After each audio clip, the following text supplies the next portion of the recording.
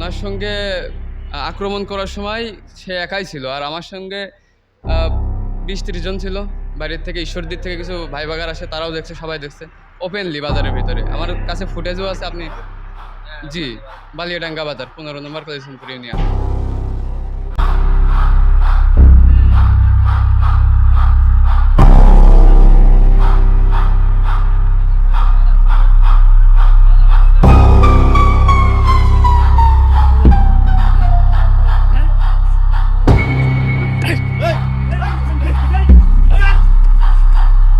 জি, উনি দৌড় মারিল, তার বাসায় চলে গেল। এবার বাসায় যাওয়ার পরে তার বাপ আমাদেরকে বিশ্রীভাবে তাড়িয়ে দিল, এবং বাপও বলল যে এবার আমি কুপাবো, পারলে তোরা ঠেকিয়ে নে, এবার তোর ব্যবসা বাণিজ্য সব কিছু ক্লোজ করে দেওয়া হবে। ওর বাপ উপরে হুমকি দিয়ে বিষয়টা রাজনৈতিক কায়দায়, মানে সামাজিক কায়দায় নিয়ে চলে গেছে। মাদক ব্যবসায়ীর কেস সামাজিক কায়দায় রাজনৈতিক নিয়ে হয়ে গেছে এখন। আমি নিজে কুপাবো, তুই পাবি টাকা চলে, আমি নিজে আসতেছি।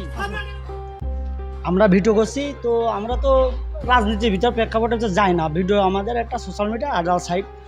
তো আজকে বাইরে থেকে ওই ভাইরা যখন আসলো, প্রাইভেট রাস্তার সাইড নামলো, ওই জায়গার থেকে ওরা ওই যে আগের ফিসাল যে কথা বললো, মাদক বলে বুটি নিয়ে আসি আনতেন, এইসব কথাবার্তা খাও কথা বলছে। বাইরেতে একজন লোক দেখা করতে আসছে।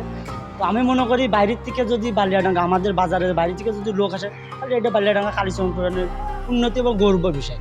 কিন্তু এরা এই মাদক ব্যবসায়ী আর এই যে গুটি করে, এরা মনে করেন যে এটা চায় না।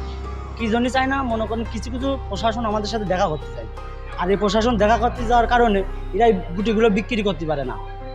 যার কারণে আমাদের এই বাজার থেকে উঠে যাওয়ার জন্য অনেক আগের থেকেই চেষ্টা চালাচ্ছে, কিন্তু পাচ্ছে না। তো না পারে আজ যেহেতু একটা কথার মাধ্যমে সুযোগ পেয়েছে, ওই সুযোগে বাড়িতে দাঁড়িয়ে এসে মনে করেন যে কোপ শুরু করেছে। মায়ের খাচ্ছি, মামলা তো করবে। দেখি সরকার এই বিষয়ে কী কয়, প্রশাসন কি করে। মন্ত্রীর বক্তব্য কতটা সঠিক সেটা আমরা দেখতে চাই, যে শুধু কি পার্লামেন্টে বসেই জিরো টলারেন্স, নাকি বাস্তবেও প্রতিফলন আছে।